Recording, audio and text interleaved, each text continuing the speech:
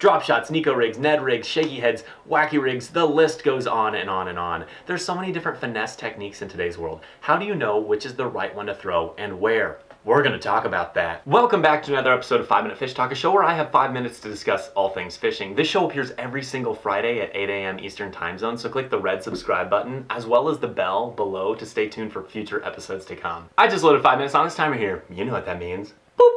It's time to get real. We're talking about finesse fishing today, and as you know, if you've watched any of my videos, you know that I catch a ton of fish on finesse techniques.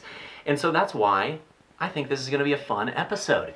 Karu Theron reached out to me. I don't know if I said your name wrong. I apologize if I did. He reached out to me and basically said, when do you choose a drop shot versus a Neko versus a Ned? And so I thought, well, maybe we'll explore the top five, in my opinion, finesse techniques, and when and why I'm going to choose them. Here's the thing, 5 minutes is not very much time to go into super big detail about these. So if you'd like to do a more in-depth live stream in the future, let me know. Drop a comment below if that's something that would interest you, and we'll do it. But for now, let's get right into it.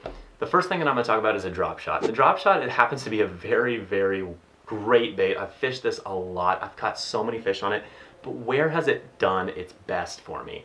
It tends to do best when you're fishing a little bit deeper water. I'm not going to say that you can't catch fish on it shallow, because you totally can, but where I like to fish it these days is a little bit deeper water, and I tend to fish things that's more structure related. So points, ledges, humps, drop-offs, whatever it may look like. What's great about this is it can come through brush, it can come through grass, and it can crawl over rocks very well. So it's kind of a bait that you could technically fish anywhere. It's all about developing a confidence in it and then fishing it. But I do like to fish it a little bit more on the structure. That brings me to my next one. I'm going to talk about a shaky head. Here's just a shaky head jig, and what's great about a shaky head is it's also weedless for the most part. Will it get hung up in some trees and so on and so forth? Absolutely it will, but it tends to crawl over thick rock very well. The thing about a shaky head is ever since these finesse fishing techniques have continuously changed and developed, I have thrown this less and less often. That's not to say it's not productive, because it's still very productive, and what's great about it is that you can actually beef up your bait a little bit more and throw a little bit larger finesse technique and still catch fish that are inactive, and you might actually catch some of the bigger fish on this. But where I'm going to throw this is, like I said, it's going to be more structure related, but that's where I'll throw it is when it starts to mix in a little bit more cover. Because it is weedless, I'll be able to pull it through a brush pile a little bit better than I would some of these other baits.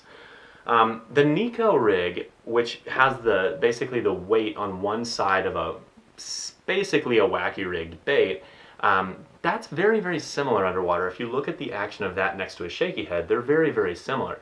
The main difference for me is that a Neko rig tends to have a lighter weight than a shaky head would. I'm not saying that you can't have a heavier weight on a Neko, but for me, the way I fish it, I like to have like a 1/16 ounce or another lightweight nail weight inside of my bait. And so that way I'm still fishing it. It still sinks pretty slow, but it does sink a little bit faster than a wacky rig. So if you take a shaky head and you take a wacky rig and you give them a baby, that's what the Neko rig is, in my opinion. And the Neko rig tends to do very well around cover. I like to throw it on deeper trees.